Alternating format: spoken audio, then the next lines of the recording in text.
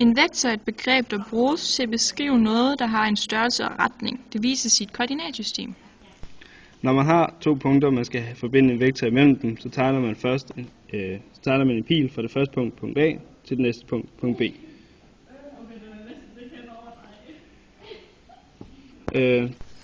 Så har man vektoren A, B. Og det afbilder man ved at sætte en streg henover.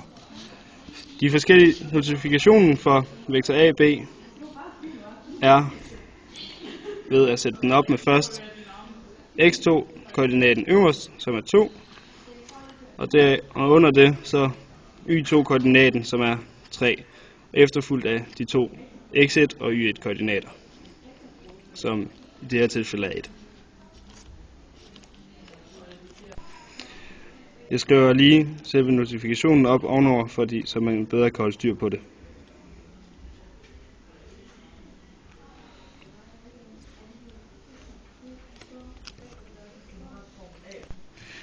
Man kan også sætte vektor ind på hvilket som helst sted på vores koordinatsystem. Jeg kalder den her vektor V, igen afbildet ved at man sætter et streg over V for at vise det en vektor.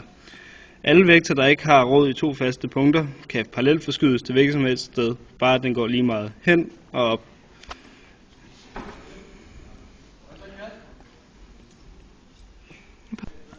Jeg har valgt at parallelt forskyde min vektor herhen, og jeg vil kalde den vektor U. Læg mærke til, at den går lige meget hen af x-aksen og op ad y-aksen begge steder. Når de gør det, så er de ikke bare ens. De to vektorer er præcis de samme.